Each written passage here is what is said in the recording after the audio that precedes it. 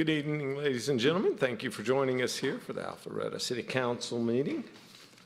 We'll note for the record that only 6 members of council are here right now. Councilman Binder has notified me he was just running a few minutes late. And if you will, and if you're able, we always begin our meetings with a Pledge of Allegiance. So please stand and join us if you can.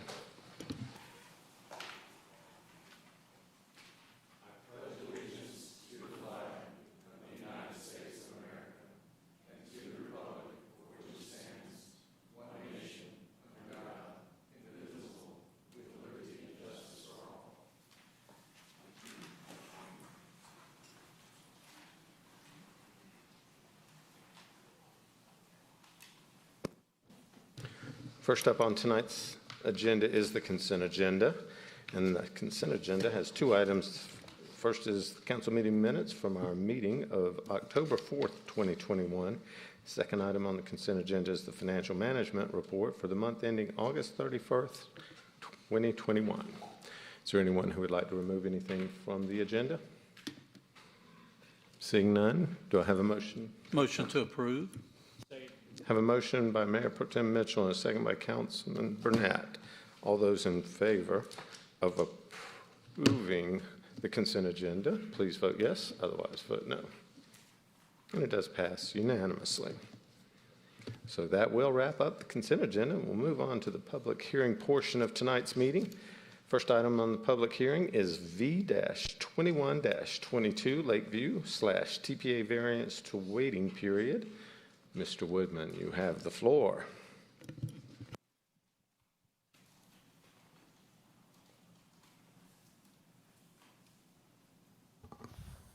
Thank you, Mayor and Council. The first item before you is a variance request to reduce the waiting period from 12 months to 6 months.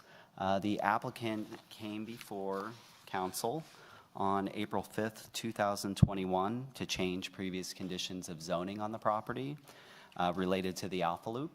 And I do have the location map up. This property is located at the southwest corner of Haynesbridge Road and Lakeview Parkway. Staff is recommending approval of the item. If approved, the applicant does have the next item on the agenda. Do we have any questions for staff on this item? Thank you, Mr. Woodman.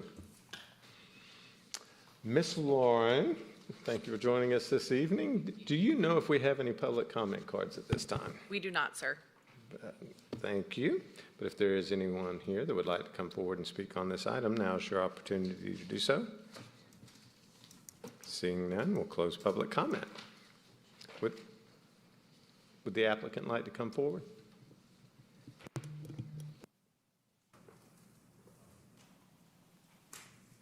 Hello, council members. Thank you for listening to our request for a reduction in the wait period. And if you have any questions for me, I'm happy to answer. Do we have any questions for the applicant? Thanks, sir. Thank you. Since we've already had public comment, if there's no other questions, I'll call for a motion. Thank you, Mayor. I'll offer a motion to approve V-21-22 Lakeview/TPA request for waiting period variance. Do we have a second? We do have a second. And that was a motion by Councilwoman Richard for V-21-22 Lakeview TPA variance to waiting period. Motion was to approve. We have a second by Councilman Burnett. Any discussion? Seeing none.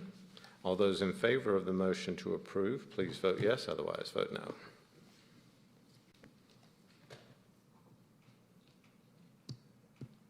And it does pass unanimously. And since that one passed, now we move on to item B, which is PH-21-15 Lakeview/TPA change to conditions of zoning. Mr. Woodman, you once again have the floor.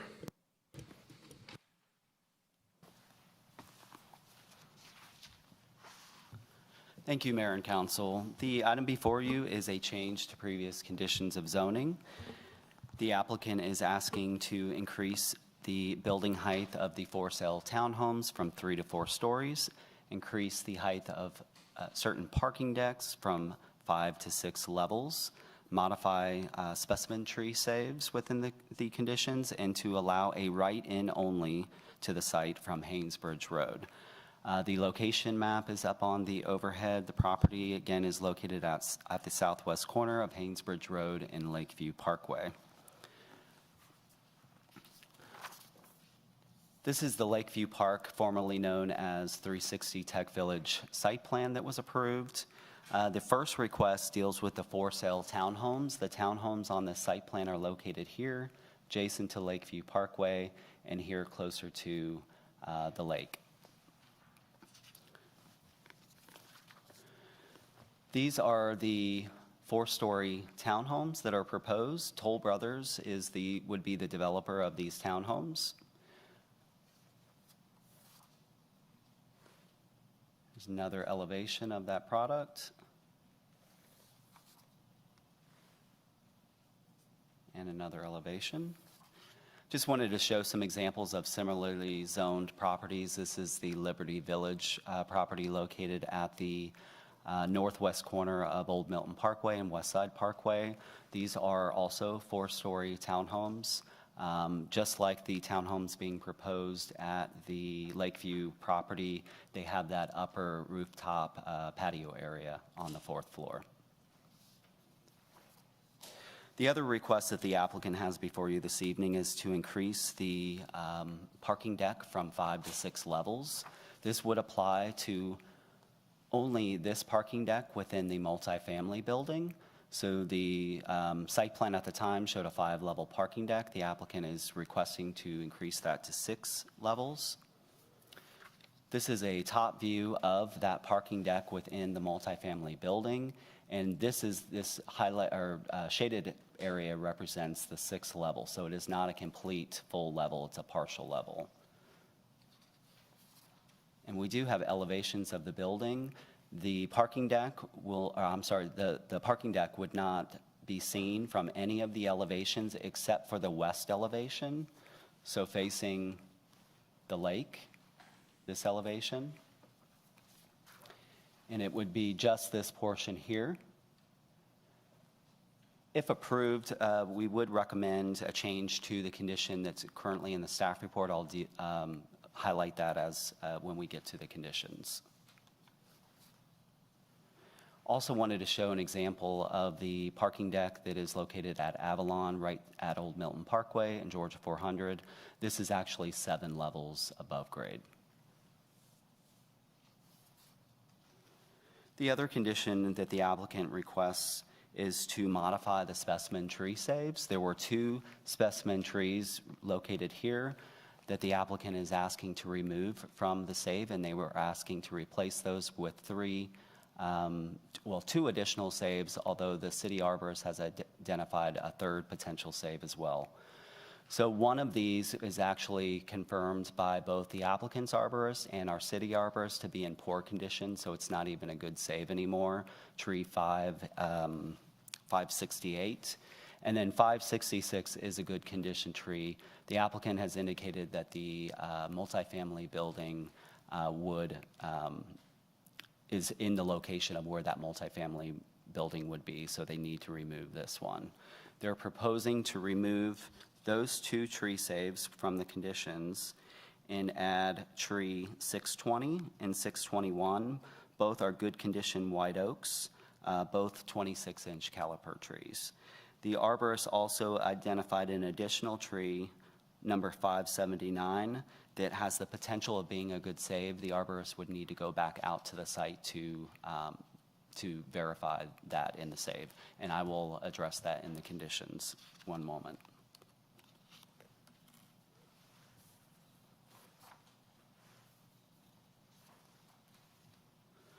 And then the last request that the applicant has is to allow for access from Haynesbridge Road into the site. Previously, the conditions that were presented from Greta as part of the DRI review of this mixed-use development indicated that there would not be access from Haynesbridge Road. The applicant is asking for a right-in only, so you would only be able to turn right into the development. You would not be able to exit out onto Haynesbridge from this development. We have city staff, if you have any questions regarding this particular request, and the applicant's traffic engineer is here this evening as well. We did confirm, we did call Greta, staff did, and confirmed that the applicant's requested change would comply with the original intent of that condition. We did show this request to the public at the July 14th Community Zoning Information Meeting, and there were no public comments. And staff has reviewed the proposal and finds that it can generally support the applicant's requested changes. And with that, staff is recommending approval subject to the following conditions. I won't go through all of the previous conditions for this item, as there were very many of them, but specifically the conditions that they're asking to change. Condition 3C, which deals with the for-sale townhomes, changing that from 3 stories to 4 stories. Condition 3E, which deals with the parking decks, changing that to a maximum of 6 levels. Again, that only applies to the parking deck internal to the multifamily building. It does not apply to any of the parking decks along Lakeview Parkway. Those are further limited within the condition already to no more than 3 levels. We would recommend, since there is you kind of see a peak of the parking deck at 6 levels from that west elevation, that a sentence be added to right after the first sentence, indicating that the west elevation of the 6-level parking deck shall be screened from the public view to not appear as a parking deck as approved by DRB. So they would need to bring that screening back to DRB. Condition 9 deals with the specimen trees, so we're showing the deletion of specimen tree number 566 and 568 and replacing those with 620 and 621. Also adding tree number 579, subject to city arborist approval. That's the tree that the city arborist would need to go back out in the field and verify that it is good safe. And then condition number 44, access management. The 6th bullet down shall state no direct site access is allowed onto Haynesbridge, but a right turn from Haynesbridge into the site is allowed subject to Greta approval. And that concludes the staff report. If you have any questions, I'm happy to answer those. Any questions for staff at this time? Mr. Woodman, I have 2. Just as I was looking, since we've got this diagram for the right turn only first, when I'm looking at this diagram, I know there used to be, from Lakeview onto Haynesbridge, a dedicated right turn lane, and it was eliminated a few years ago. I'm talking about from Lakeview onto Haynesbridge. It looks like this plan is reintroducing that concept. So I don't know whether it's better for you or Mr. Graves to address this one, as he was already Mr. approaching Graves. the mic. But I just want, because I am a little concerned about the safety of not only that, but traffic coming along Haynes Bridge, going past that potential conflict point, and then trying to make a right turn immediately. Right. So just help me think that one through out loud. So the previous interchange that had the slip lane from Lakeview onto Haynesbridge Road, had a very wide radius, so people would actually have to basically look behind them to see if there was a car coming. So when we designed this, there's a better guidelines nowadays to make sure that it's, not quite a T intersection, but you line up so that you can reasonably look left to see if it's clear as you enter the flow of traffic. In addition, this will have its own lane all the way to 400 on-ramp. So you're not actually, from the slip lane, they're not actually merging into existing traffic. There is going to be a second right turn lane at the top of that lane as it is now, so that you'd have the ability for 2 right turners. So people who wanted to go to southbound 400 could take the slip lane. People who wanted to go to northbound 400 or to North Wind Summit, they could take the inside right turn lane, and so that they can meander to the to the north off of Haynesbridge on that way. But the design that we're proposing is a much safer design and takes care of that known problem we have with the wider radius slip lanes. And so you don't really have any concerns about, but my concern, not only about that, I was just more curious about why we took it out, and that's been explained why we're replacing it now. But assuming traffic gets back to anywhere approaching where it used to be at that stretch of Haynesbridge Road in the mornings, as we add that additional right turn lane to access Georgia 400, my concern was people may come through that light very quickly, shift over because they see less traffic in the right lane, and then somebody happens to put on brakes to take that right turn and gets rear-ended. So we don't see that as being a challenge? We're going to move that, when we get to the final design process, we'll be moving that down as far as possible towards the ramp. And when if you extend that distance from the driveway over to the island for Lakeview Parkway, that extends it to closer to 250. I forget the total, the actual distance, but that gives you a little bit more range to kind of measure as to, are there people in the lane, are there people slowing down to turn, and that type of thing. So I believe that should be a fairly reasonably safe maneuver. Okay. Thank you. I was just curious because it looks like we're just opening ourselves up for challenges in the future, but I certainly trust your judgment on that at this point. Thank you. The other question was just, welcome Councilman Binder. I'll note for the record that he has joined us. I noticed you had shown us a diagram of the trees that are coming out. Did you have a map? It looked like you may have had one that showed where the trees that are going to be replacing them were. I was just curious where that is. Yes, so these were the two that were proposed to be removed. This is up along Haynesbridge Road. This location is back by the lake, so this is the boundary of the lake right here. So this is just south of where the multifamily and townhomes would be up in this area, with the multifamily above that. So there's some stream buffer here. There was a stream formerly on this property that was piped up to this point.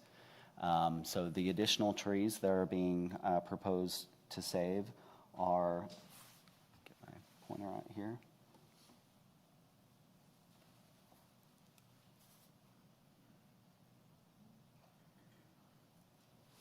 So these two in the blue right here are 620 and 621. Okay. 579, I believe, is this tree right here. Okay. And where on that will the loop be going through? I'm just curious. So just to kind of relate you back to the site plan, so these trees in this general location relate to this area right here. Okay. So the Alpha Loop does come and crosses that stream at this location. The trees were kind of in this general vicinity. Great. Thank you. That helps me get my bearings. Yeah, sorry about that. No problem. Are there any other questions from Councilman Hypes? Mr. Woodman, back in April, when there was an approval to realign the Alpha Loop, was that down to center, or was that off to the south edge of the property? So this is, so the purpose of the applicant coming in April was because we had MKSK do a trail feasibility study of the Alpha Loop. And with that study, we committed to this alignment through the buffer of the Alpha Loop. And the applicant had previously shown the Alpha Loop coming directly through the site.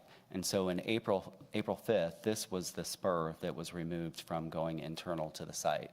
Again, we would have to, if we had allowed this to remain within the development, we would have had to give impact fee credits to the applicant for this section. And so we said that this is the section that was studied and developed through the buffer. So this is what that's what they did at that time. They had to change conditions because of the MKSK plan for the Alpha Loop. Okay. A second unrelated question, but it goes back to what Mayor Gilvin was addressing. about the right turn in. Obviously, it would depend on what direction you're coming from, but will not the Haynes Bridge entrance become the de facto main entrance to this development for those who are traveling towards 400? Now, it appears to me Lakeview with the traffic circle would be the area where the main entrance was originally designed to be. But if I was trying to get to the office building, if I was trying to get to retail as a customer or a restaurant, if I was a resident and I was going southbound on Haynes Bridge, I think I'd probably be, the entire development, it seems like that's going to be the main entrance. It won't be the exit, but it'll be the main entrance. And does that cause any traffic issues from Mr. Graves' point of view? It's a 62-acre development.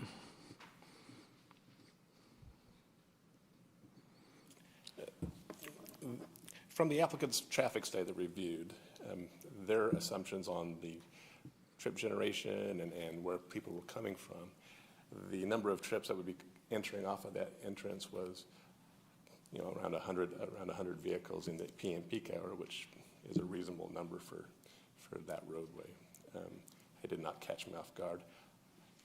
The city is a large city. I don't know how much. They expect most of the people to be coming from 400. Northbound left into Lakeview Parkway versus, down south on Kingsbridge Road. But that was, it didn't strike me as odd from their trip generation and how they distributed their trips around the city. Okay, thank you. Any other questions from council at this time? Seeing none, would the applicant like to come forward?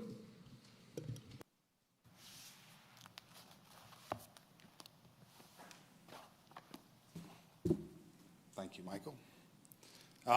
Yes, thank you again for letting us come here tonight and talk about these requests. We've made a lot of progress in our site plan and in our overall design. It's gone from what was just a site plan back in late 2019 and now is a full set of drawings we've worked closely with the city to put together, and we think look really great and are going to be really great. We're underway on the development, and we're excited to actually really truly kick off and hopefully have delivered a finished product in the very near future.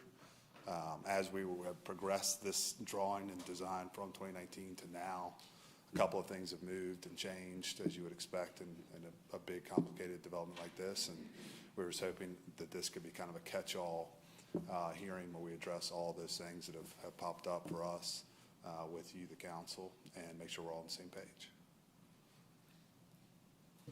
Any questions from council at this time? Councilman Burnett. Thank you, Mr. Mayor. Crawford, it says on here a maximum of 6 levels for a parking deck and 4-story building for the residential. How tall are both of those in feet that TPA is comfortable with? And I realize that is an unfair question because I didn't ask our community development team either. No, I think that's a really good question. For specific questions, we do have a team of folks here from TPA, from Toll Brothers, who's our townhome partner, our traffic engineer, to answer specific questions. So for that question, I'm going to ask our multifamily. Well, and you go ahead, but my question is predicated on the fact that stories are they mean a lot of things to different people, and including us. So Sure. If you guys could detail on the parking deck what footage from a height linear perspective that you're looking for, I think that's helpful for conditions down the road. And the other, 4-story houses can mean it's 100 feet tall. Sure. It doesn't, but it does. Thank you. Yeah, so the top level of the parking deck, and it's just a partial level, is 50. I'm sorry, if you could just introduce yourself and give us your address for the public record. I'm Charles Moore, work with Crawford. I'm more specifically on the multifamily component. We've been working with Nelson on the design for the past almost a year now. We're looking forward to getting started in the next couple months. Give your address. That's quite all right. I just wanted to let you know because I saw our new city clerk over there panicking because she didn't get your name and All address right, down. Charles Moore, and our address is 1776 Peachtree. Awesome. So Thank- the parking deck that we're proposing right now, the sixth level is just a partial level. It's at 53 and a half feet. And it's only at 53 and a half feet in the direct middle of the kind of the building structure. And, Michael was going over that earlier, but it's just a partial level that can only be seen from that west elevation, but it is 53 and a half feet. And then the top of the building is 40. The top of the building, I think, is just under 48 feet, depending on because there's grade change throughout the site. I think on one side it's 48 feet, on one side it's 42 feet. And I know, it may be the Toll Brothers question, but same question for them on 4-story elevation is what linear?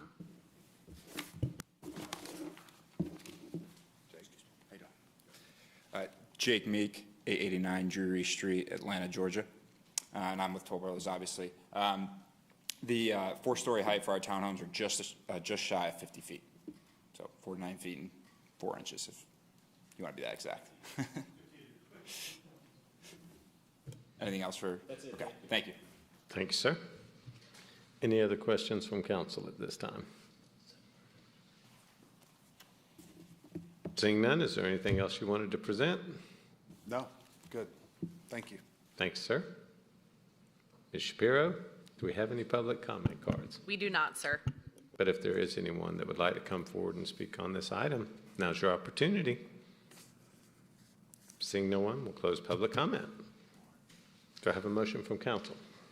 Yes, Mr. Mayor, I'll offer a motion to approve PH-21-15 TPA/Lakeview change to condition of zoning, subject to the conditions as reviewed by Mr. Woodman. Have a motion by Councilwoman Richard, a second by Councilman Merkel. Any discussion? Seeing none, all those in favor of the motion to approve PH-21-15 Lakeview TPA change to conditions of zoning, please vote yes, otherwise vote no. I will note for the record that I have miswritten. So fortunately, we've been voting together. Mine's not working right now. All those in favor of the motion to approve, please raise your right hand. And it does pass unanimously. Congratulations, gentlemen. Do we have, how do we? As they figure out the voting instruments, we'll go ahead and move on to the final item under public hearing this evening, and that's MP-21-08, Adora Daycare Center KB 400 Partners. Mr. Woodman, you once again have the floor. Pardon?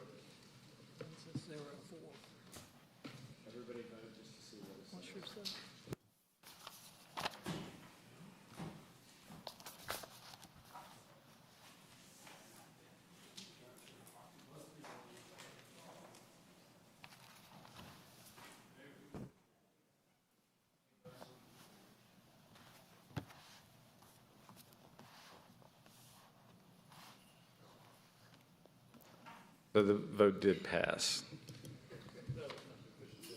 5-1 to 1. Thank you, Mayor and Council. The next item before you is a master plan amendment to add daycare center as a permitted use in Pod B of the KB 400 Partners master plan. This site is also located in the North Point overlay. Adora Child Care proposes to reuse a vacant 4,172 square foot building that was previously used as a Wells Fargo bank with drive-through. And I do have the location map on the overhead. This property is located at 5750 North Point Parkway, which is located at the northeast corner of North Point Parkway and Rock Mill Road. I have some street view just to familiarize yourselves with the site.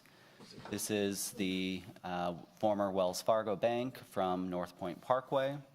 This is looking at the intersection of Rock Mill and North Point at the bank. And this is a view of the side of the bank from Rock Mill Road. property is 2.35 acres, zoned office institutional O&I. It was developed in 2004 with a one-story bank with drive-through. Surrounding properties are also zoned O&I to the west, north, and east, and community unit plan to the south. The North Point Park office condos are located to the west, Milton Park to the south, and a city-owned open space is located to the northeast. There's a property between this property and the infamous KB 400 property that you've seen a few times been proposed for residential development. When the bank was developed, the master plan required a particular amount of open space and that a trail be developed along the stream in this location, and that property was ultimately dedicated to the city. KB 400 Partners Master Plan was approved in 1999. It's a total of 27 acres along North Point Parkway, allowing office, freestanding restaurant, and freestanding bank. Those were the primary uses. Daycare center is listed as a permitted use in Pod C of this master plan and as an accessory use in Pod A, but for whatever reason, it was not listed within this particular property, which is Pod B.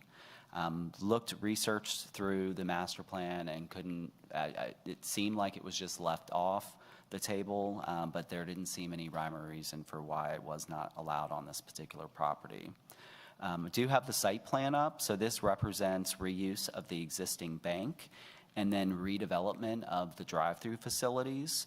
They are proposing to add additional classrooms in the area of where the drive-through facilities were located, and then, of course, an outdoor playground area for the daycare center. There is also an addition on the north side of the property. The classroom addition in the drive-through facilities is just over 2,500 square feet, and the addition on the north side of the building is about 1,000 square feet, which would bring the total area of the building up to 7,786 square feet. 35 existing parking spaces on the property based on the daycare use, parking requirement of 1 space per 400 square feet. The site exceeds the minimum required parking. This was shown to the public at the Community Zoning Information Meeting on September 8th, and there were no public comments. Staff reviewed the applicant's proposal and finds that it does not conflict with the established review criteria for a master plan amendment. Proposed use would allow a daycare center which represents a neighborhood level service use that would complement surrounding uses. As I mentioned, just really couldn't identify why daycare center was never listed for this particular pod within the master plan. We did bring this item before the Planning Commission on October 7th. Staff recommended approval subject to 12 conditions. And at that meeting, there were no public comments, and Planning Commission ultimately recommended unanimous approval subject to the following conditions. Those are: 1, daycare center shall be listed as a permitted use in the KB 400 Partners Master Plan Pod B. 2, site plan shall be developed substantially similar to the site plan prepared by the architect, Ken Aaronhold Architect, dated 5/20/2021. Site shall be limited to daycare center use only. Changes to Condition 3, changes to the exterior of the existing building, new additions, and signage shall be subject to approval by DRB. There shall be no primary colors used on the exterior of the building, including on awnings or signage. At a minimum, the existing building shall be pressure washed. Condition 4, drop-off and pickup operation shall be contained on site. Operation shall not impede traffic along Rock Mill Road and North Point Parkway. Condition 5, property owner shall assess assess site landscaping and replace missing, dead, or dying landscape material with final approval by DRB. New landscape material shall be sustainable landscaping, since we are in the North Point overlay, with final approval by DRB. 6, shrub plantings between the street and parking areas shall be upgraded with a double row of shrubs. So there's some existing shrubs there. Code does require a double row of shrubs. Minimum 2 foot tall at planting. New landscape material shall be sustainable landscaping with final approval by DRB. 7, fencing visible from North Point Parkway or Rock Mill Road shall be decorative as approved by DRB. 8, playground area shall be screened from North Point Parkway and Rock Mill Road with final approval by DRB. Condition 9, dumpster shall have a brick or stone enclosure with painted metal doors and shall be heavily screened with landscaping as approved by DRB. 10, at a minimum, North Point Eco District points shall include the use of sustainable landscaping and/or bioretention, subject to approval by staff during the land disturbance permit review. Condition 11, planter along Rock Mill Road and North Point Parkway shall be planted with a row of shrubs as approved by DRB. And condition 12, existing mechanical equipment on the south side of the building, so that's the side that faces Rock Mill Road, I'm referring to this equipment here. That equipment shall be screened as approved by DRB. And that concludes the presentation. If you have questions, I'm happy to answer those. Thank you, Mr. Woodman. Do we have any questions from council on this item?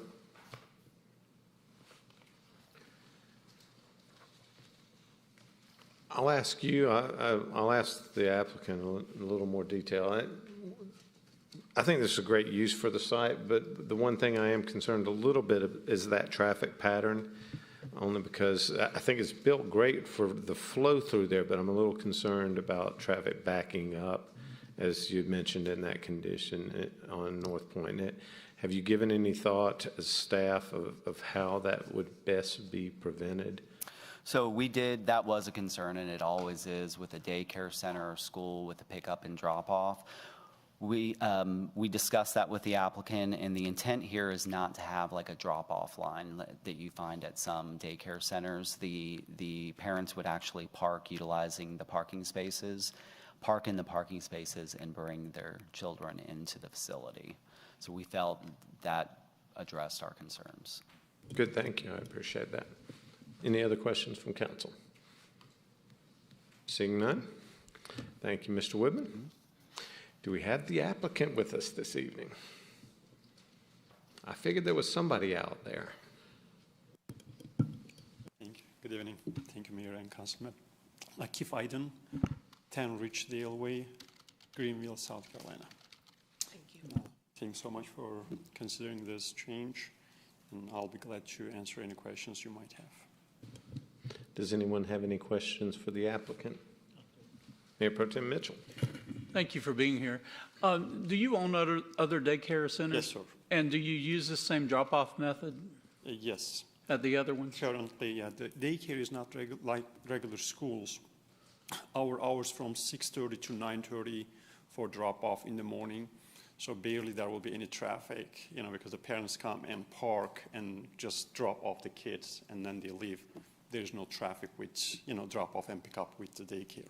So it's staggered as well? Exactly. Okay, thank you. You're welcome. I appreciate that. Councilwoman Richard. Thank you. Can you tell us where your other daycare Sure. locations are? It's called Adora Child Care. It's in Greenville.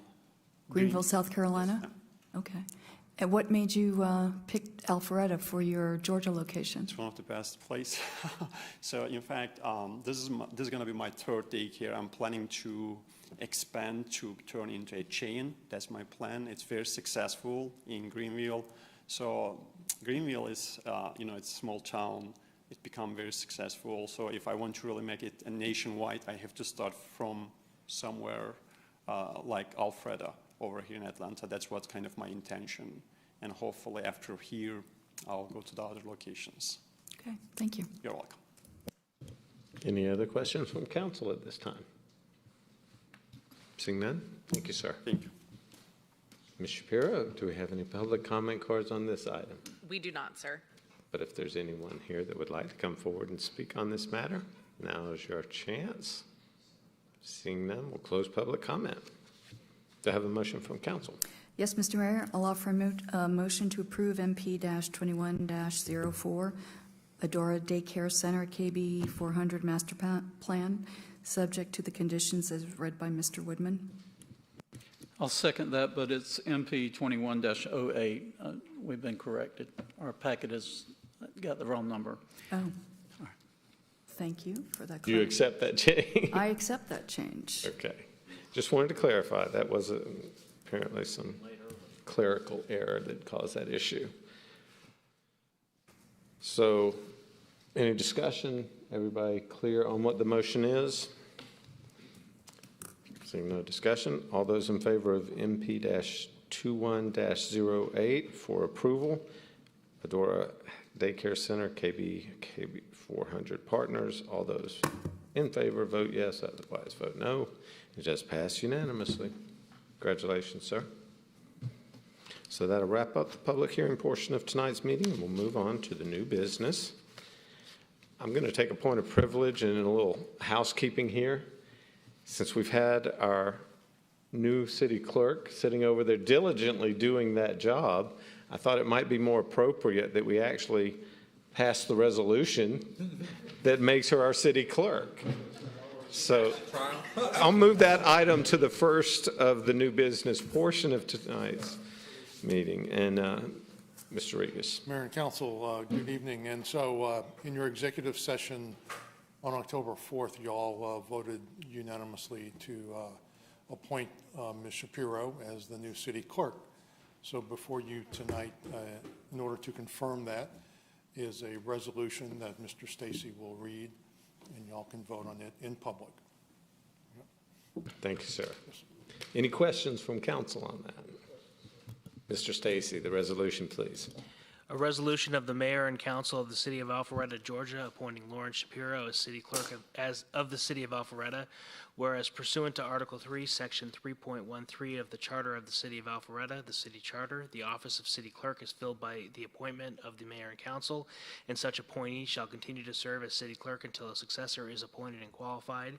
And whereas by this resolution, the mayor and council of the city of Alpharetta wish to confirm and memorialize the appointment of Lauren Shapiro as city clerk, now therefore it is hereby resolved by the mayor and council of the city of Alpharetta, Georgia, as follows. Section 1, the foregoing recitals are hereby adopted as the findings and determinations of the mayor and council and incorporated herein by reference.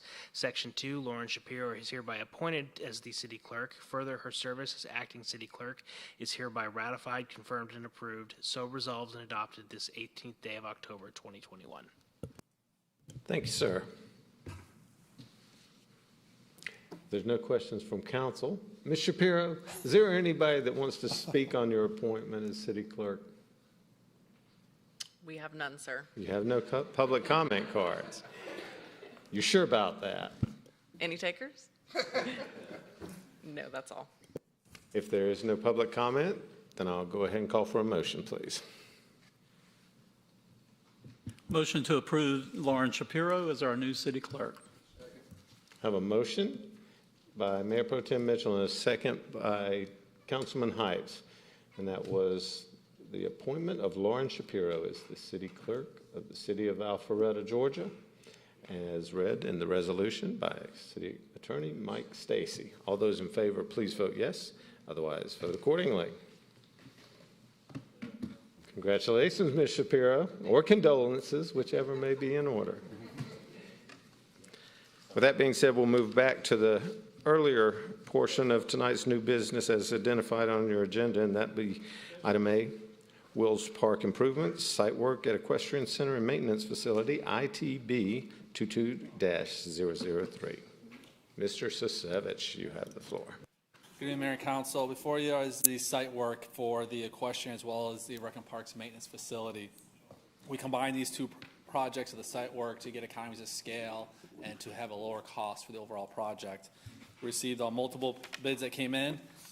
They were all close with the low bid from J.G. Leone Enterprises at $1,063,276.40. We met with this firm. They are more than capable of handling this work within the next 180 days. And the site work associated with the equestrian facility is split between the Equestrian Foundation and the city. And with that, I will take any questions. Do we have any questions from council at this time? Seeing none, Thank you, Mr. Sishevich. Ms. Shapiro, do we have any public comment cards on this item? We do not, sir. But if there's anyone here that wants to come forward and speak on this item, now is your chance. Seeing none, we'll close public comment. Do I have a motion from council? Yes, sir, Mr. Mayor. I'd like to ask the council to please approve the ITB 22-003 to LG Leone Enterprises Incorporated for the performance of the Wills Park improvements site work at Equestrian Center and future maintenance facility project in an amount not to exceed $1,063,276.40 and authorize the mayor to execute all necessary documents. Have a motion by Mayor Pro Tem Mitchell and a second by Councilman Binder. And that was to approve ITB 22-003 improvements to the Wills Park Equestrian Center. Any discussion? All those in favor, please vote yes. Otherwise, vote accordingly. And it does pass unanimously. So we'll move on to item B, which is Wills Park Improvements, Equestrian Center, Arena Construction, ITB 22-004. Mr. Savage, once again, we have you. Thank you, Mayor. So once the site work's completed, then the equestrian contractor is going to come in and build the rink. And the low bid for the contractor was Longwood Arenas LLC at $364,064.33. We received multiple bids ranging by almost $800,000 between the low and the high. But this contractor is one that has worked well in the past, not only with equestrian rinks around here, but as well as people with the foundation of the Equestrian Foundation. So they became highly recommended moving forward and feel confident the work can be done in 75 days. This too is split 50-50. Any questions from council on this item? Thanks, sir. Ms. Shapiro, do we have any comment cards on this item? We do not, sir. But if there's anybody here to speak on the Equestrian Center improvements, now is your opportunity. Seeing none, we'll close public comment. Do I have a motion from council? Yes, sir, Mr. Mayor. I'd like to ask the council to please approve ITB 22-004 to Longwood Arenas LLC for the performance of the Wills Park Improvements Equestrian Center Arena Construction Project in an amount not to exceed $364,064.33 and authorize the mayor to execute all necessary documents. Have a motion by Mayor Pro Tem Mitchell and a second by Councilman Binder. And that was to award ITB 22-004 to Longwood Arenas LLC in an amount not to exceed $364,064.33. Any discussion? All those in favor, please vote yes. Otherwise, vote no. And it does pass unanimously. Thank you, Mayor Council. Thank you, sir. So now we'll move on to item D on your agenda for new business, and that is the resolution of the mayor and council of the city of Alpharetta, Georgia, in support of the McGinnis Ferry Road widening project. Pete, where'd you go, man? Oh, my agenda said you're up, but is there anyone else that would like to present this item? Welcome, Bob.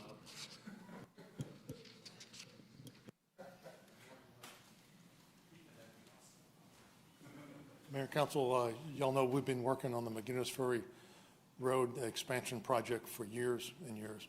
And just recently with the governors setting aside $875 million of the state's rescue money for grant opportunities. This resolution supports Forsyth County with their application for, I believe it's $14 million of that rescue money. It will supplement, I think, the new cost numbers that Forsyth County has, and which helps us because the more money they can get from the state, the less our contribution can be. So we recommend approval of this resolution. Thank you very much, sir. Any questions from council? Ms. Mr. Stacy, before we go to the public, would you like to read that resolution for us? A resolution of the mayor and council of the city of Alpharetta, Georgia, in support of the McGinnis Ferry Road widening project and the application by Forsyth County for additional project funding.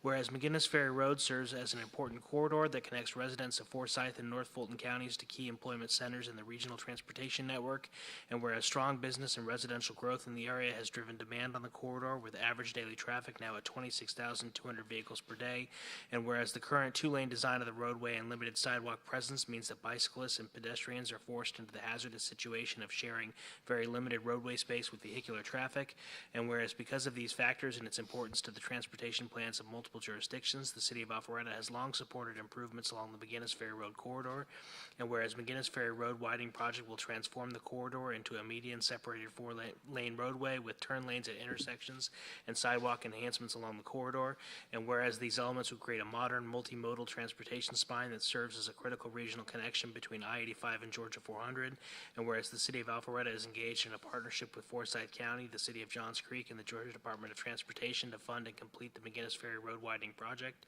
and whereas Forsyth County is submitting a grant application seeking $14 million through the Georgia COVID-19 Economic Development Relief Grant Program to aid in funding of the McGinnis Ferry Road widening project. Now, therefore, it is hereby resolved by the mayor and council of the city of Alpharetta, Georgia, as follows.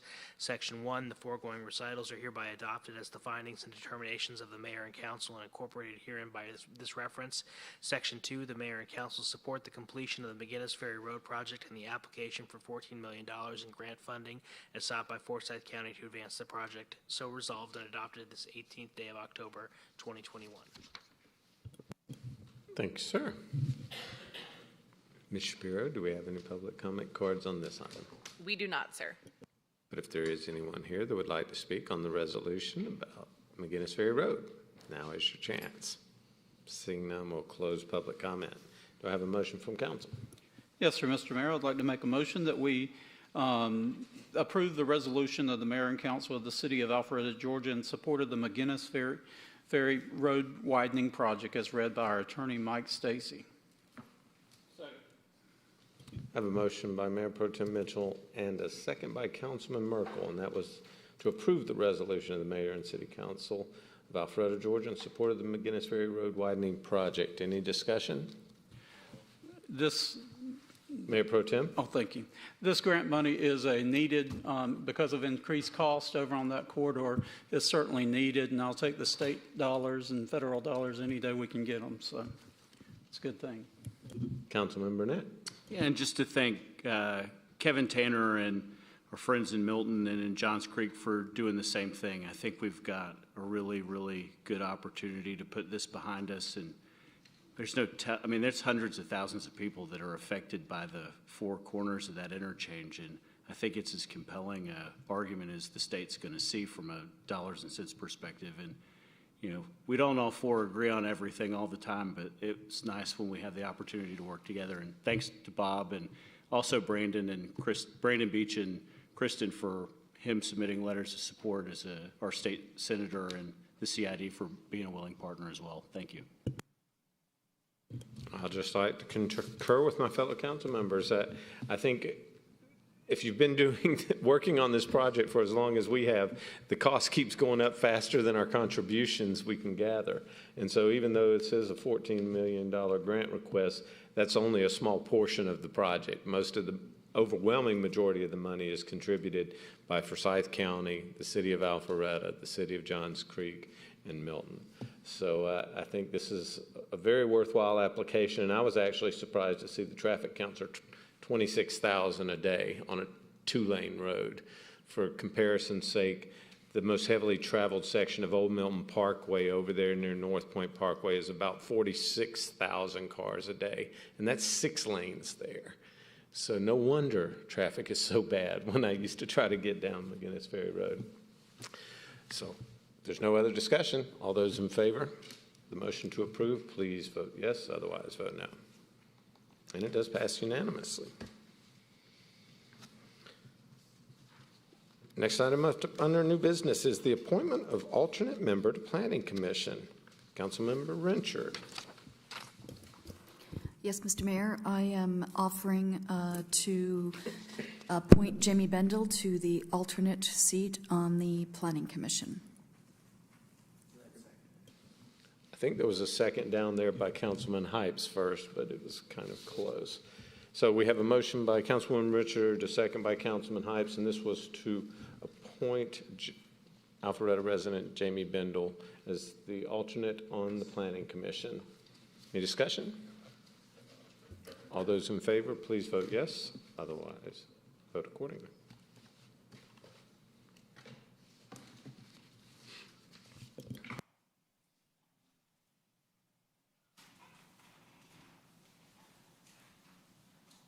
Next item up on our agenda is the workshop, and that is Kimball Bridge Road at Park Brook Drive intersection improvements. Director Sisevich.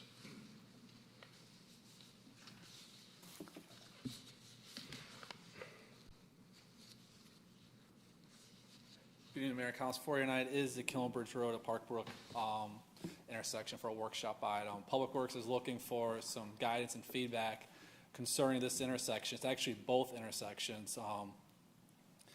Pine Vista as well, adding left turn lanes instead of having just the right turn lanes into the development.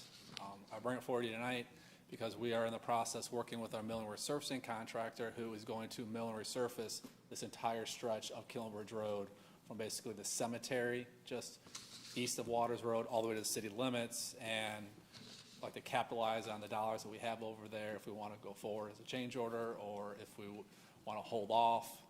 It's about $300,000. We've got to move some sidewalk, we have to move some curb and gutter, and do some minor drainage, but it's a little more asphalt as well. So looking for feedback if we want to go forward with a change order and start processing that, or if we're like, we're okay the way it is. Currently what's going on is people do sometimes drive around the vehicles that are turning left. You'll see some bollards right there, some curbing. That's to protect or prohibit the drivers from going around that car's parked there and keep going straight. We don't hear a ton about backups there. We just hear more of the safety concerns from the public in that area. So looking for input if we want to move forward. We'll produce plans in-house and give it to our contractor to price out.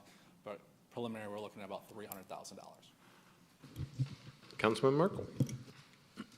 Being the East Side representative appeal for Kimball Bridge. I chatted with Pete a little bit earlier, and I travel this road way more times a day than I really think I should, but I'm back and forth on this thing all the time. Pete knows I'm not a big fan of the ballards, but they work. I'm not seeing people run them over. Sure. And really, there's never a backup here. One or two cars, I mean, it's certainly tolerable. To me, I wouldn't call it a problem. I respect and appreciate Pete bringing it forward because his thought process was, at least I was told, as long as we're in here doing this, shouldn't we go ahead and look at anything else we might have to do later? It'd be prudent to do it now. You go further down this road and you get to the light that goes left into Publix. There's a left turn lane there with a light, but it's not even operable just because it doesn't back up enough. It's not necessary to stop traffic going in that direction. So my personal feelings are we're doing a lot of work on Kimball Bridge to keep it from becoming a cut through. And the last thing I'm going to do is give people another reason to say, you know what, it's even quicker now because we don't ever have to hit the brakes if we got everybody in the middle lane. So as a residential corridor and not a cut through, I'm not a big fan of doing this at all, to tell you the truth. So but I'm not an engineer, so I got to rely on Pete. Any other comments from council?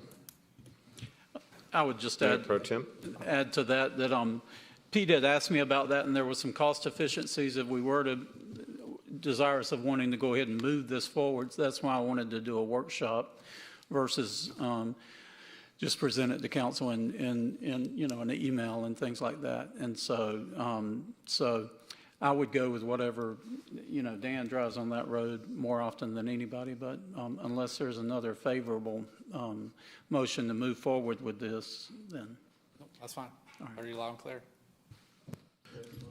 Yeah, I have to defer to Councilman Merkel at this point. I know it's been discussed since I've been on council, and people have reached out from time to time and asked for accommodations for that. So I don't know if you want to contact anyone who is, advocating for that to reach out to us again, then I'm certainly open to the conversation, but I haven't gotten any calls about it in quite a while.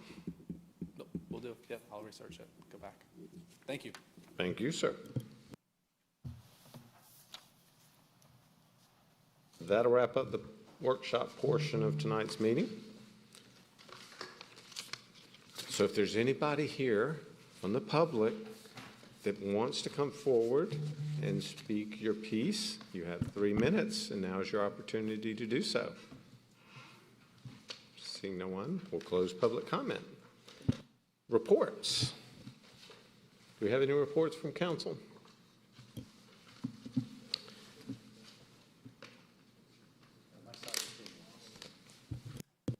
Well, I do have one report.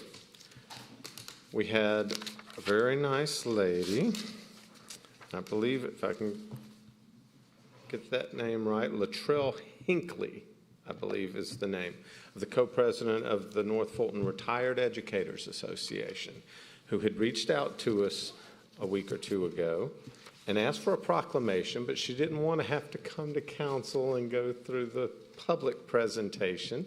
But she did ask me to recognize that the governor of the state of Georgia, Brian Kemp, did proclaim Retired Educators Day. And so, once again, I forgot to bring my readers, but I will try to read this proclamation as best I can.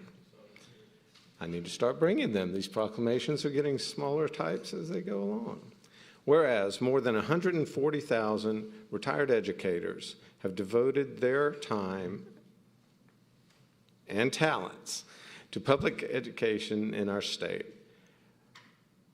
fostering the academic development of millions of outstanding citizens in the state of Georgia, and whereas retired educators touched and influenced the lives of generations of young people and inspiring their students. Does anyone have their readers? Because this is not going to happen. Thank you. My apologies, ladies and gentlemen. We'll get through it much faster with these on. I promise. Don't know if I can do it as quickly as Mike Stacy, but I'll work on that now that I can actually see it. So let me begin again. By the governor of the state of Georgia, a proclamation, Retired Educators Day, whereas more than 140,000 retired educators have devoted their time and talents to public education in our state, fostering the academic development of millions of outstanding residents in the state of Georgia. And whereas retired educators touched and influenced the lives of generations of young people, motivating and inspiring their students to use their innate talents and abilities to the fullest, prompting them to become responsible, contributing citizens. And whereas retired educators possess valuable knowledge and are able to use their vast experience and skill to enrich the education process in varied settings, often continuing to be a major source of insight and direction in education for our state and our nation. And whereas for 63 years, the Georgia Retired Educators Association has dedicated its efforts to improving the welfare of retired educators, and it has provided opportunities for them to become involved in community activities. And whereas on Retired Educators Day, the state of Georgia recognizes these individuals for their time and commitment in bettering our country and encourages Georgians to express their gratitude for the work done by retired educators. Now, therefore, I, Brian Kemp, not I, he, Brian Kemp, governor of the state of Georgia, do hereby proclaim November 7th, 2021 as Retired Educators Day in Georgia. In witness thereof, I have hereunto set his hand, caused the seal of the Executive Department of the state of Georgia to be affixed this 4th day of October in the year of our Lord, 2021. And I apologize for not doing that properly the first time. Now, are you happening to be here as a retired educator?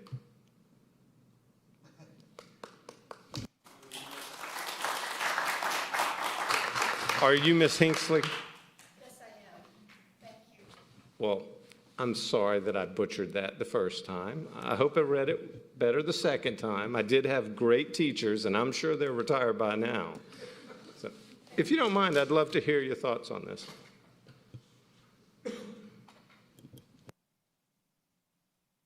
I am Latrell Hinckley, I'm a co-president of the North Fulton Retired Educators Association, and want to thank you for recognizing Georgia Retired Educators Day, which is celebrated the first Sunday of November, which this year is the 7th.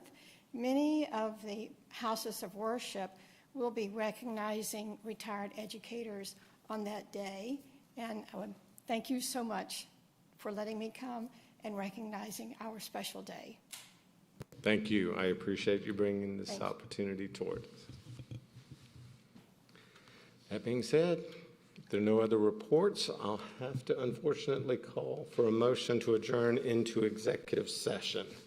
We have a motion by Councilman Binder, a second by Councilman Merkel. All those in favor of adjourning into executive session, please vote yes. Otherwise, vote no. And it does pass unanimously. Ladies and gentlemen, thank you for joining us. Look forward to seeing you next time. We are now adjourned into executive session.